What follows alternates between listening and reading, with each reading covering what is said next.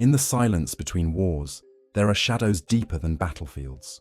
Sealed vaults of paper, maps, and whispers never meant to see daylight. They speak of operations erased from memory, ships that sailed without names, and voices that vanished into locked interrogation rooms. What survives are fragments, torn from classified pages, hinting at hidden engines of power and betrayal. Step closer, and the past unseals itself, not in triumph, but in echoes heavy with secrets buried beneath history's surface. The closing months of the Second World War were defined not only by collapsing front lines, but by a fevered attempt to erase evidence, secure technology, and move resources beyond Allied reach. In the first week of March 1945, with Berlin already under threat from advancing Soviet forces, a small group of officers in Kiel oversaw the assembly of a convoy that would never appear in the Kriegsmarine's official records. According to fragmentary radio intercepts preserved in the archives of Bletchley Park, 3 vessels, a heavily modified tanker, a Type Windsee U-boat serving as escort, and a commandeered merchant freighter, departed Kiel under heavy fog, bound northward toward Narvik in occupied Norway. None of the ships carried troops or supplies for combat. Their cargo, described in Enigma-encrypted signals as Material S and Container Gruppe E, was packed into reinforced crates and locked beneath deck plates. The crates bore only SS Eagle stamps, and the initials AHZ, later interpreted by Allied analysts as Abteilung Forschung, Research Department. The timing of the convoy is significant. On 2nd March, Field Marshal Wilhelm Keitel had issued orders for the destruction of sensitive research centers to prevent capture, particularly those tied to nuclear experimentation and chemical warfare. Peenemünde was under constant threat of bombardment, and files from Thuringia show that the SS ordered an urgent relocation of research documentation. The convoy from Kiel, according to intercepted signals, was meant to reach Narvik by 12th of March. Narvik was chosen not for its military value. Its iron ore transport capacity had long since been crippled by Allied patrols, but for its geography. The labyrinth of fjords, sheltered coves, and existing Wehrmacht fortifications provided ideal concealment. British intelligence, monitoring the North Sea, had partially decrypted fragments of the transmissions by 7th of March.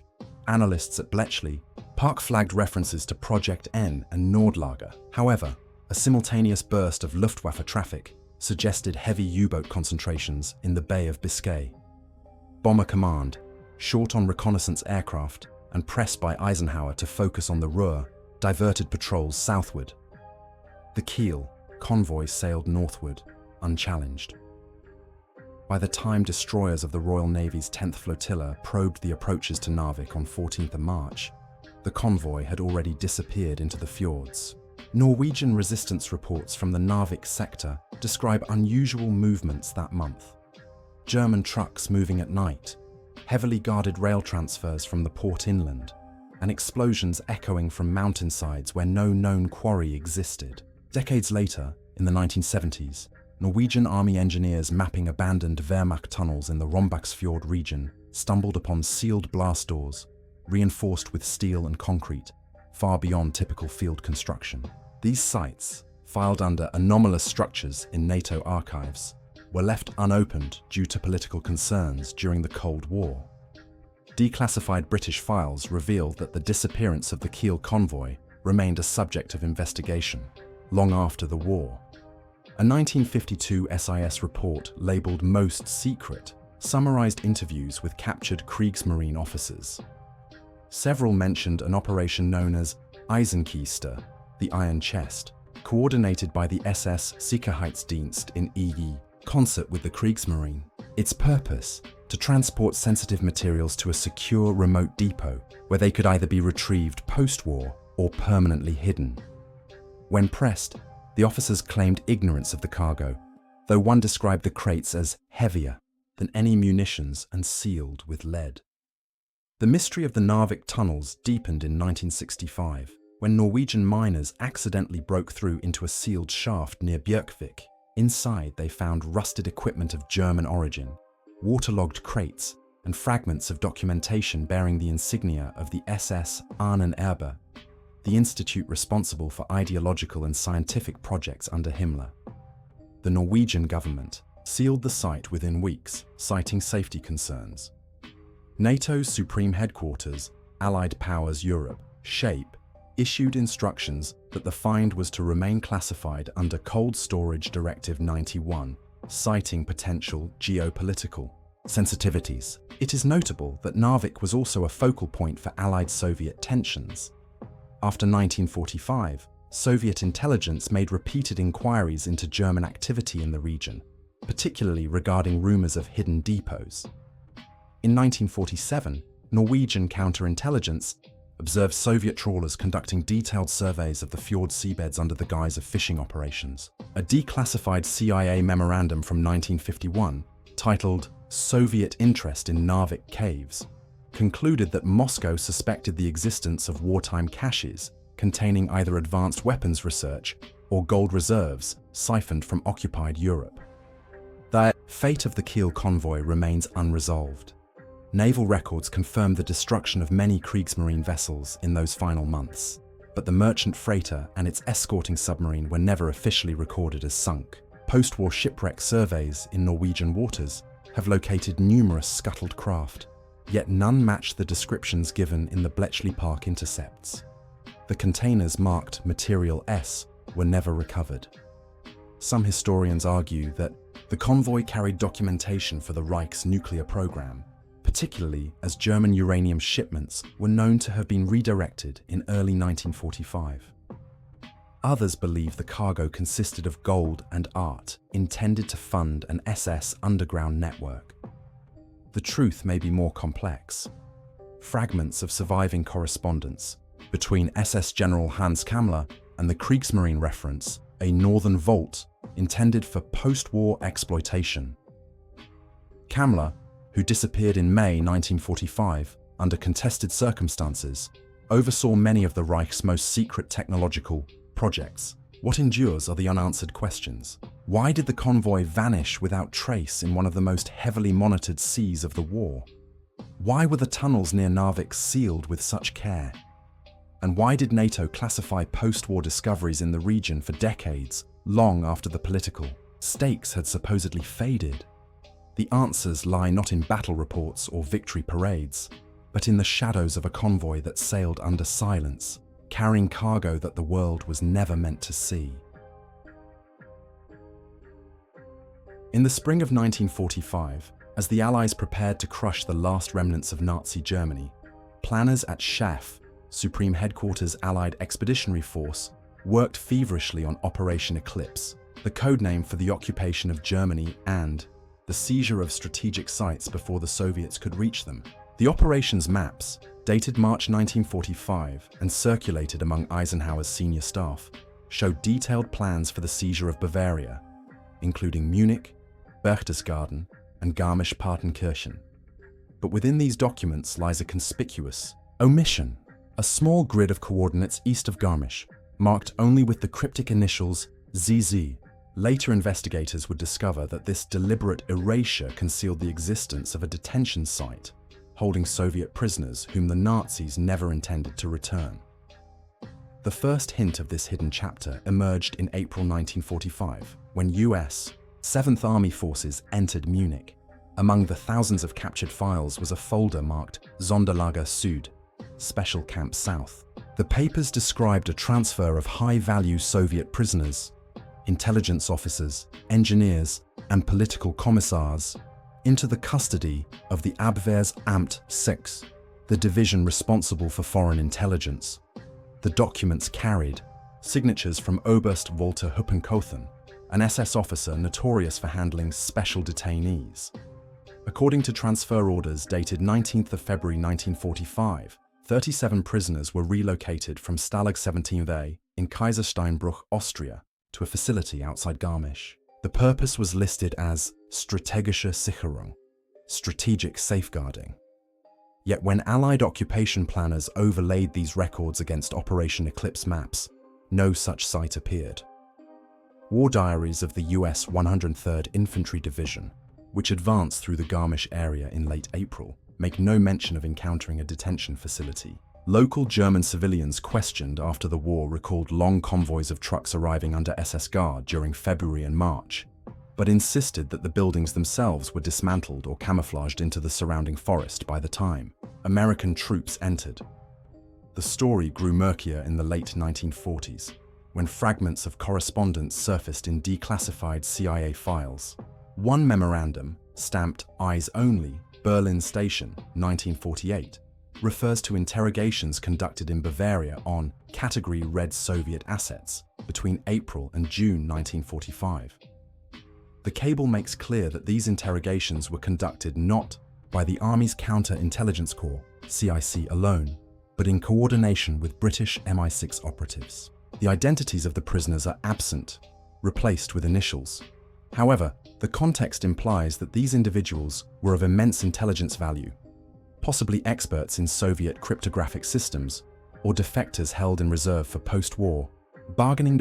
Official records of the Nuremberg trials, meticulously compiled to establish Nazi crimes, contain no mention of the Sonderlager Süd detainees. Not a single one of the names listed in the Munich transfer order appears among the repatriated Soviet prisoners accounted for by the Red Army.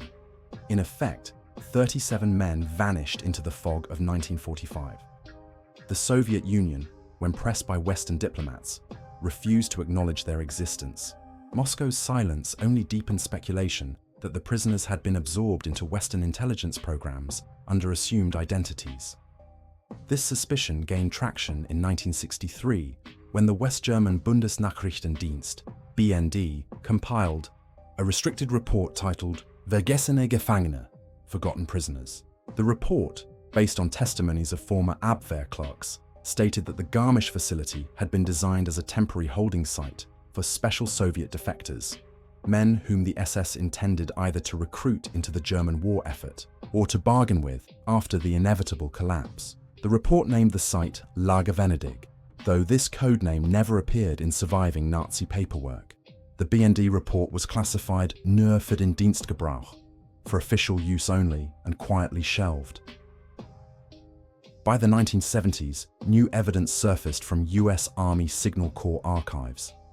A box of misfiled carbon copies, discovered in 1974 at the National Archives in Maryland, contained transcripts of interrogations conducted in Garmisch between 25 April and 10 May 1945. The interrogators were listed as Captain H.R. Shelton of the CIC and a British officer identified only as Major P. The transcripts referenced questions on Soviet cipher machines, troop movements east of the Oder, and the structure of the NKVD's foreign networks. The answers were often redacted, but several signatures matched the surnames from the original Munich transfer list.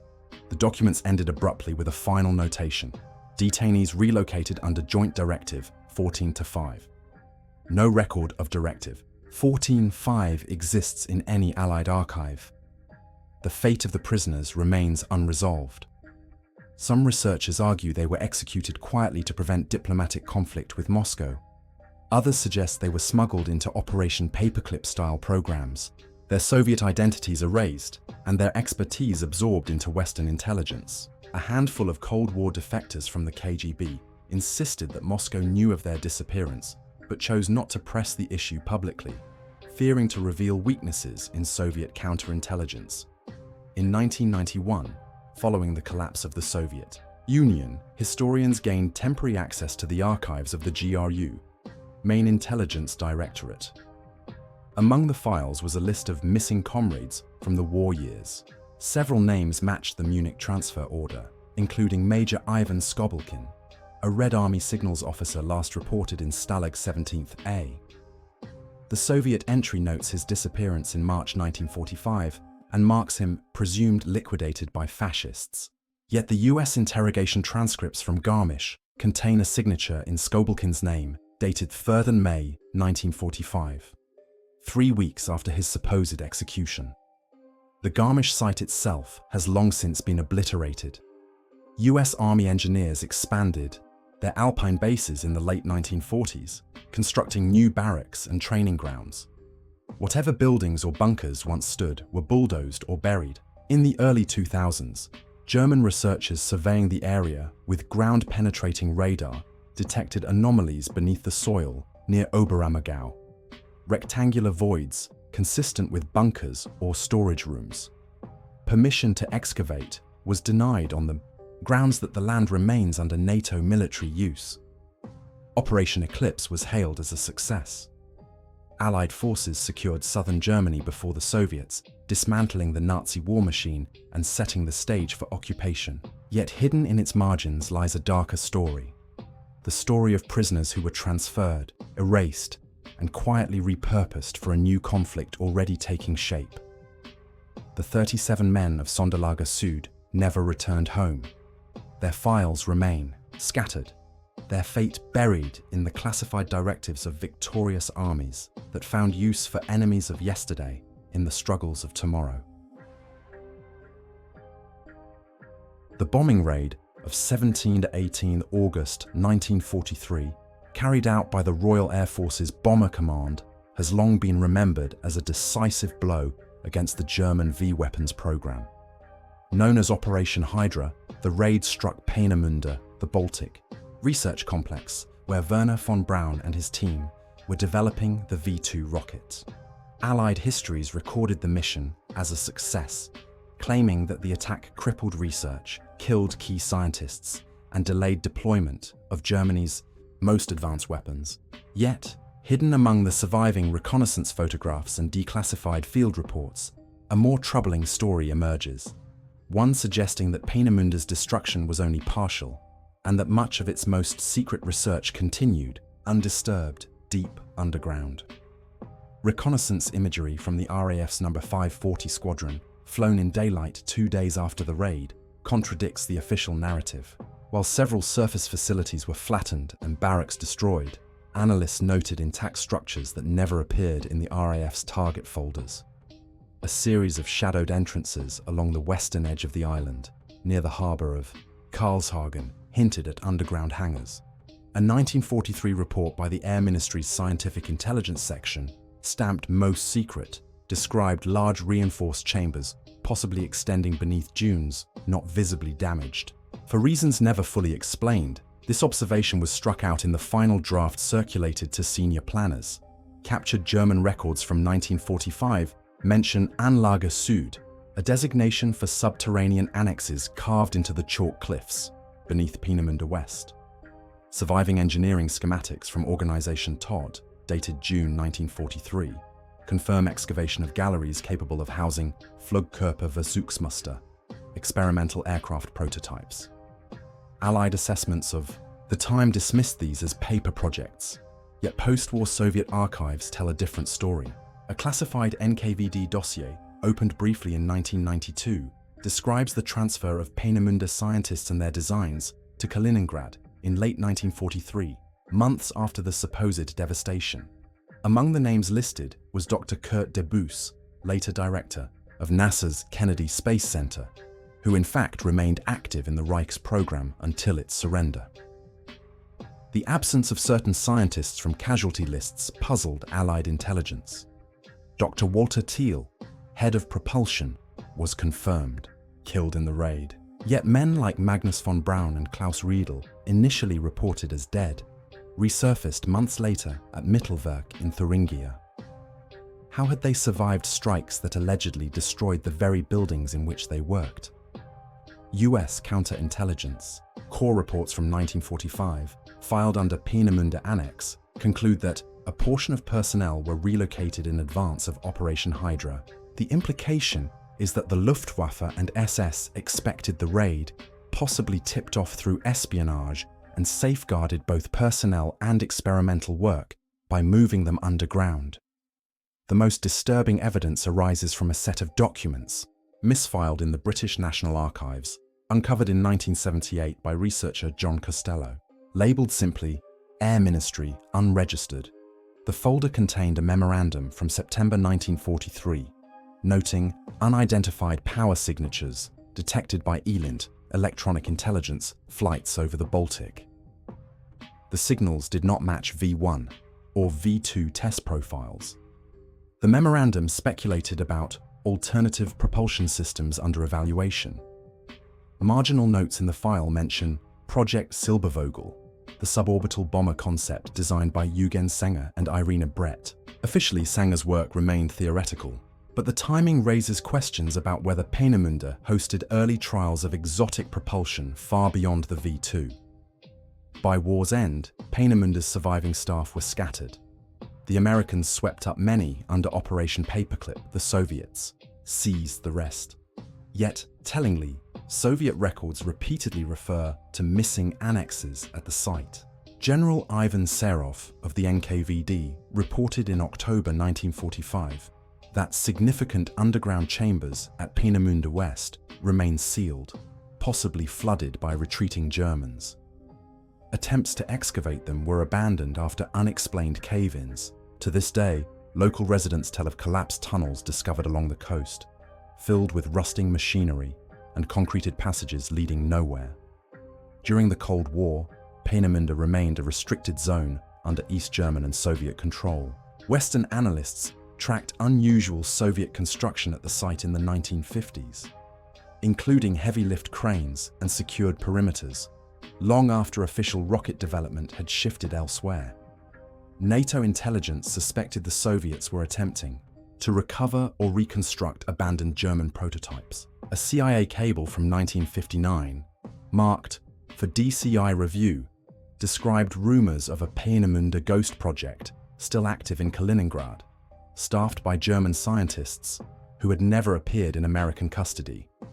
These men, if they existed, had simply been erased from Western rosters. The Peenemünde mystery lies not only in what was destroyed, but in what was deliberately obscured. Why were reconnaissance photographs downplayed? Why were notes on underground hangars excised from official reports? And why, when post-war investigators pressed for details, were references to Anlage Süd consistently redacted? Some historians suggest a deliberate effort by Allied intelligence to suppress evidence of advanced research too dangerous to acknowledge publicly, lest it reveal vulnerabilities in Western defenses. Others believe that Peenemunde's annexes contained projects so speculative, nuclear propulsion, space planes, long-range jet prototypes, that even in the late 1940s, they remained politically explosive. Today, the Peenemünde Historical Technical Museum presents the site as the birthplace of space exploration, emphasizing the technological legacy of von Braun and his team. Yet, the ghost files remain absent from public exhibits. The sealed tunnels, the missing personnel, the unexplained signals, all persist as shadows in the record. Operation Hydra destroyed Peenemunde's surface, but beneath the rubble lay chambers of knowledge and machinery that neither bombs nor history books could erase. The true scope of Germany's wartime research and the extent to which it survived beyond 1943 remains locked in archives that governments on both sides of the Cold War were unwilling to fully open. What began as a bombing raid to cripple one weapon left behind unanswered questions about another. What else was being built at Peenemünde? And why has so much of its story been buried under secrecy, mistranslation, and silence? In the icy waters of the Gulf of Finland, wrecks from the Second World War still lie scattered across the seabed. One such wreck, the German submarine U-745, disappeared in January 1945 after reporting engine trouble near Helsinki. Its final signals to the Kriegsmarine Command at Kiel were intercepted but never decoded before the war's end. When Finnish divers discovered fragments of its hull in 1949, the matter seemed closed. Another U-boat lost to mines in the Baltic. Yet, in the early 1950s, Soviet naval units began operating under unusual secrecy in the same area, and reports from fishermen and coastal observers suggested that Moscow believed the submarine carried something more than its crew. The most reliable accounts come from Finnish Suojelupoliisi, Security Intelligence Service, files declassified in the 1990s. According to surveillance reports, Soviet trawlers outfitted with winches and diving bells were observed repeatedly near the wreck site during the summer of 1952. The ships operated at night under armed guard, with searchlights scanning the waters. A Suojelupoliisi officer noted, in his diary on 14th July 1952, Repeated dives at position 60 degree, 25 degree. Soviet vessels unusually well equipped. No catch observed, purpose likely recovery. The operation, coded Project Krone in intercepted naval communications, raised suspicions in Helsinki that the Soviets were after more than routine wreckage. Decades later, fragments from Warsaw, packed archives revealed that Project Krone was indeed a targeted salvage mission. A memorandum from Admiral Vasily Kasatonov of the Soviet Baltic Fleet, dated 3 May 1952, referenced material of special chemical interest believed located within the wreck of U-745. The phrase special chemical interest alarmed Finnish intelligence when translated. Western analysts concluded the Soviets were referring to containers of taboo nerve agent known to have been loaded onto some U-boats in early 1945 for experimental deployment. German records confirm that by 1944, the Wehrmacht had manufactured thousands of tons of taboon and sarin, but distribution of these agents to frontline units was inconsistent. U-745's cargo manifest, filed in Kiel and later recovered by Allied investigators, is missing from the otherwise complete Kriegsmarine U-boat archives, an absence historians find suspicious. The Americans were aware of the Soviet dives.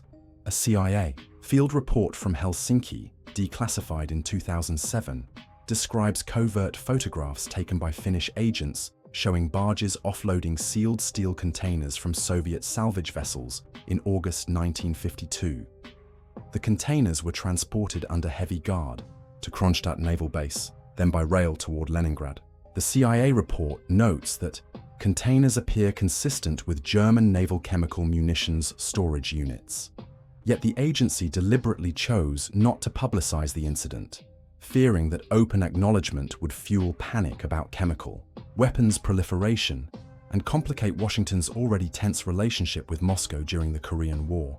Soviet defectors, who came west in later decades, added chilling detail. One former naval diver, interviewed in West Germany in 1968, described being lowered into the wreck of U-745 in near-zero visibility. He recalled prying open a collapsed bulkhead and finding a sealed steel crate marked with the Black Eagle and swastika of the Reich, along with stenciled letters Seestoff and Sonder.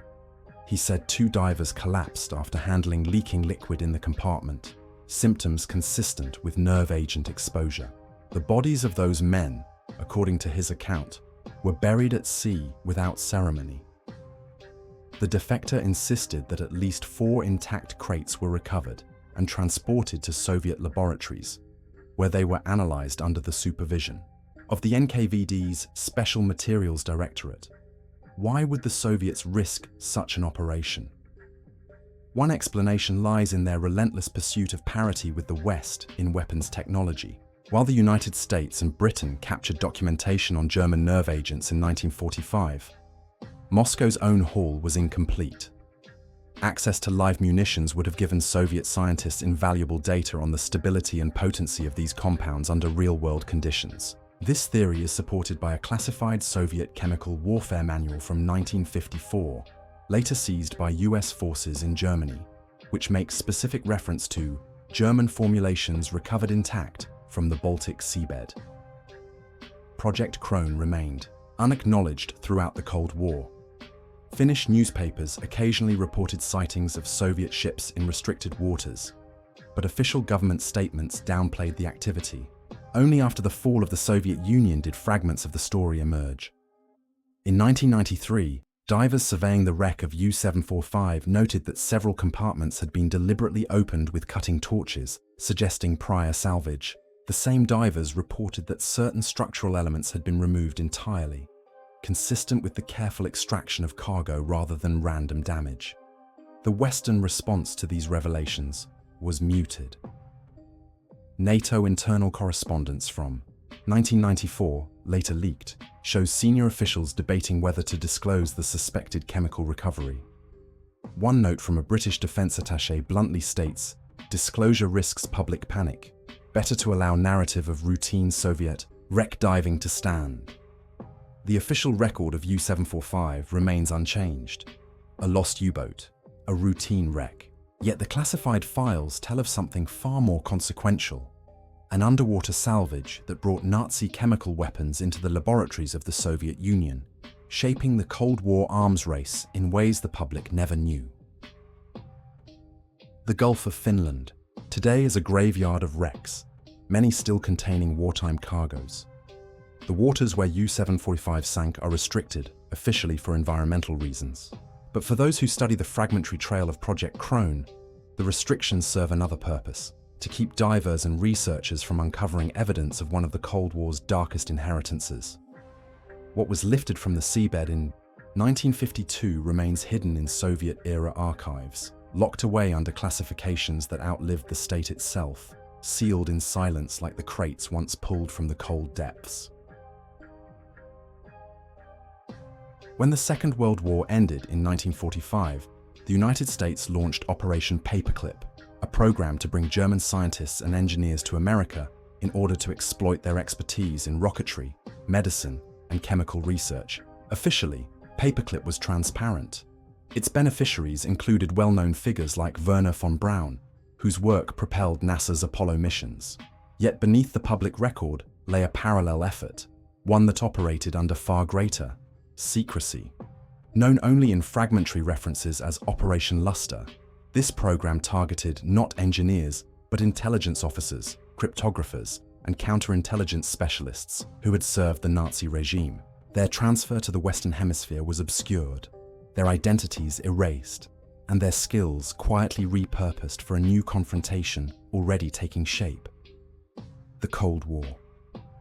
Clues to Luster's existence first appeared in scattered Stasi documents, recovered after the fall of the Berlin Wall in 1989. Among them was a dossier marked Verbindungen Argentinien, detailing cooperation between German émigrés and Argentine naval authorities in the late 1940s. Within the file were references to transits organized by Vatican channels, involving passports issued through Rome to men who had served in the Reichssignal's interception units. The names were absent, replaced with initials, but one entry cited HB, a likely match for Heinz Biber, an Abwehr officer with expertise in Soviet cipher systems. Biber was never recorded as a paperclip transfer, nor did he appear in Allied prisoner registries. Yet an Argentine naval report from 1949 lists a Dr. Hans Berger, employed at a communications laboratory in Buenos Aires, an alias later confirmed through fingerprint records.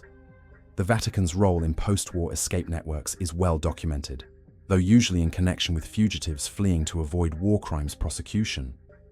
What makes Operation Luster distinct is the suggestion of direct Western complicity. A declassified US Army G2 memorandum, dated December 1946 and stamped restricted, mentions a special intake program for cryptographic personnel via South American routing.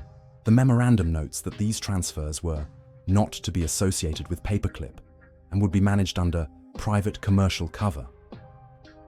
By 1948, several émigré shipping companies in Buenos Aires, some with ties to the Argentine Navy, were serving as conduits for former Reich intelligence officers, who then re-emerged in the United States under employment with military contractors in New Jersey and Virginia. Payroll records from these firms tell part of the story. Investigators combing through files of the Radio Corporation of America, RCA, in the 1970s, discovered gaps where staff lists had been inadvertently destroyed. Yet accompanying correspondence refers to New Consultants from Abroad, 1947-49, whose expertise in frequency analysis and coded transmissions was considerable. Former RCA employees recalled German-born specialists who spoke little English and were never listed on official rosters. One retired engineer, interviewed anonymously in 1981, described a colleague named Carl B., who claimed to have worked on Soviet intercepts during the war. The man vanished from the company by 1952, leaving no employment records behind. The deliberate erasure of Luster's personnel is perhaps its most telling feature. Unlike Paperclip, where scientists' names eventually became public knowledge, Luster's recruits were folded into the architecture of the US intelligence community with no acknowledgement. CIA archival releases from the 1990s include one striking cable from 1951. Asset Group, formerly identified as Luster, transferred to Comms Division under contractor status. all reference to origin deleted, advised disposal of supporting files. The same year, the US Army Signal Security Agency, precursor to the NSA, underwent rapid expansion, an expansion fueled, in part, by expertise that could not be accounted for in open records. Argentina's role as a staging ground was critical. President Juan Perón openly courted German émigrés, offering them safe haven in exchange for their technical skills. The Argentine Navy provided discreet support for Luster, granting access to port facilities and falsified ship manifests. One such manifest, uncovered in Buenos Aires in 2005, lists 12 passengers boarding the freighter Santa Fe in 1948, all traveling under Italian documentation. Cross-referencing the names reveals none existed in Italian registries, yet US immigration records show the same 12 men entering New Orleans 3 months later, sponsored by a shell corporation based in Dallas. Within a year, that corporation was dissolved. By the early 1950s, the Cold War was escalating. The Soviet Union had detonated its first atomic bomb, and both sides were racing to develop superior signals intelligence. It is in this context that Luster's recruits found their purpose. Stasi files include an intercepted CIA briefing from 1952 describing European-born specialists in intercept methodology deployed to monitoring stations in Turkey and West Germany. Their expertise in Soviet codes, honed during the Reich's own intelligence operations, proved invaluable.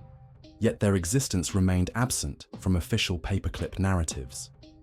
Publicly, America had imported rocket scientists and physicians. Privately, it had imported the very men who once ran Hitler's shadow war of signals and counterintelligence.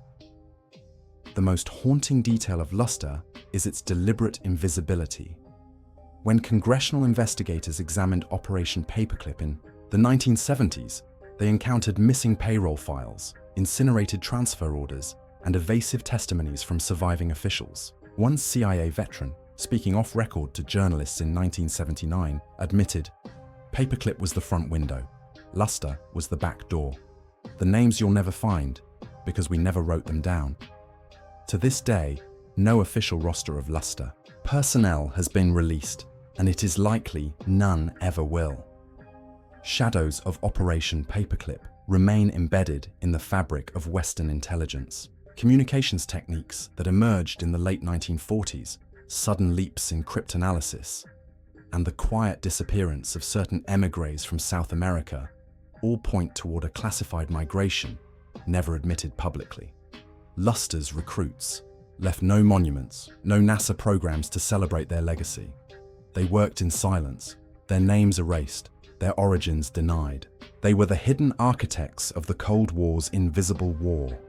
Buried in archives still marked classified, their files deliberately incinerated under routine disposal. Their shadows linger, testifying to a history written not in public record, but in omissions, redactions, and silence. The trail ends not with answers, but with corridors sealed in darkness, doors welded shut, crates unmarked, and files burned to ash. What was hidden was not lost, only folded into silence, waiting for those reckless enough to search. The story lingers like smoke from a fire long extinguished, a warning and an invitation alike. History never sleeps. It waits in shadows, holding its truths like a blade concealed, sharp, and dangerously close to discovery.